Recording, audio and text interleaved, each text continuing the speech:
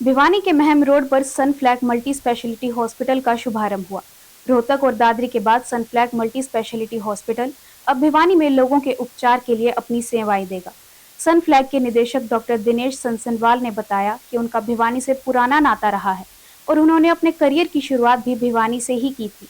उन्होंने कहा कि सनफ्लैग मल्टी स्पेशलिटी हॉस्पिटल में 24 घंटे स्पेशलिटी चिकित्सक उपलब्ध रहेंगे। सनफ्लैग के निदेशक डॉक्टर दिनेश संसलवाल ने बताया कि हॉस्पिटल में general surgery, general medicine, gynae, ortho और अन्य सेवाएं दी जाएंगी। बताया कि यूं तो लगभग हर शहर में स्वास्थ्य सेवाएं दिन पर दिन बढ़ती जा रही हैं। भिवानी वासियों को भी एक ही छत के नीचे सभी सेवाएं सस्ते दामों में उपलब्ध हों। इसी मकसद के साथ सनफ्लैग मल्टी स्पेशलिटी हॉस्पिटल को भिवानी शहर में भी शुरू किया गया है, ताकि शहरवासियों को किसी भी स्वास्थ्य सेवाओं के लिए दूसरे शहर में ना जाना पड़े।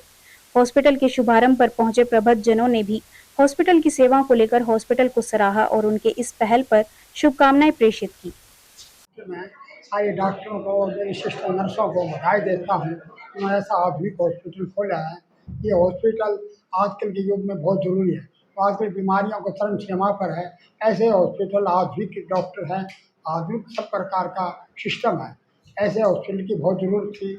जो मैं डॉक्टर साहब को और सभी नर्सों को और सभी मेरी सिस्टरों का धन्यवाद देता हूँ। Aditya Sharma, retired inspector food and supply and भूतपूर्व जिला ब्राह्मण विकास परिषद का प्रधान। यहाँ इसमें सनफ्लैग हॉस्पिटल में हूँ। डॉक्टर साहब जो संसनवाल है, ये बहुत समय से परिचित, जब भिवानी थे जब भी बहुत अच्छा बच्चों के लिए, और रोहतक और दादरी में भी मैंने मेरी मदर वाइफ का भी इलाज कराया। बहुत पहले से ये प्रसिद्ध है, जिससे बहुत खुशी हर शहर में एक अच्छे डॉक्टर का सम्मिलित होना हमारे। मैं डॉक्टर दिनेश संसनवाल, मैं एमएस जनरल सर्जरी, मैं जनरल एवं लेप्रोस्कोपिक सर्जन हूँ। हमने एक मल्टी स्पेशलिटी हॉस्पिटल शुरू किया है, सनफ्लैग मल्टी स्पेशलिटी हॉस्पिटल। इसमें कई तरह की स्पेशलिटीज़ हैं, general medicine, general surgery, gynae, ortho, साथ में जो आईसीयू इंटेंसिविस्ट और जो पॉलीट्रॉमा पेशेंट्स हैं उनके लिए विशेष सुविधाएं हैं। हमारा मकसद ये है कि अब एक ही छत के नीचे अलग अलग तरह की जो स्पेशलिटीज़ हैं उनकी सेवाएं उपलब्ध कराएं रीजनेबल जो दरों पे, क्योंकि वैसे तो आजकल मेडिकल फैसिलिटीज़ हर एक जगह बढ़ ही रही है, लेकिन बड़े शहरों में ज़्यादा है। हमारे जो भिवानी जैसे शहर है उनमें अभी कंपैरेटिवली कम है।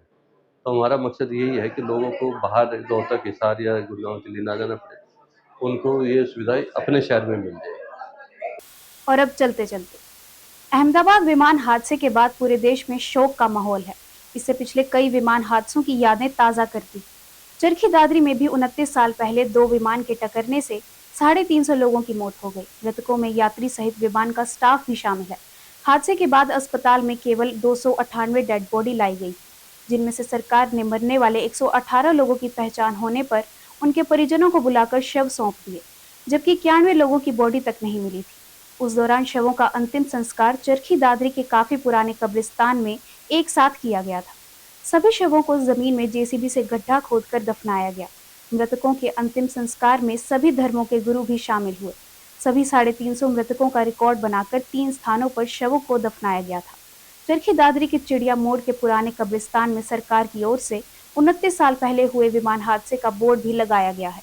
बोर्ड पर पूरे हादसे की जानकारी दी गई है। दोनों विमानों में कितने और कहां के यात्री और विमान स्टाफ के सदस्य थे, पूरी जानकारी दी गई है। हादसे में मरने वाले 350 लोगों में ज्यादातर भारत के रहने वाले थे। इसमें भारत के 231, सऊदी के 18, नेपाल के 9, पाकिस्तान के 3, अमेरिका के 2, ब्रिटेन और बांग्लादेश के रहने वालों की संख्या एक दर्ज की गई थी। इसके अलावा भारतीय मृतकों में यूपी के सबसे ज्यादा थे, जिनकी संख्या 80 थी। दिल्ली से लौट रही सऊदी अरब एयरलाइंस की बोइंग 776 और यहाँ आ रही कजाकिस्तान एयरलाइंस की फ्लाइट 1907 चरखी दादरी के टिकाण गांव के ऊपर टकरा गई थी। और अब जाने से पहले एक नजर आज की हेडलाइंस पर।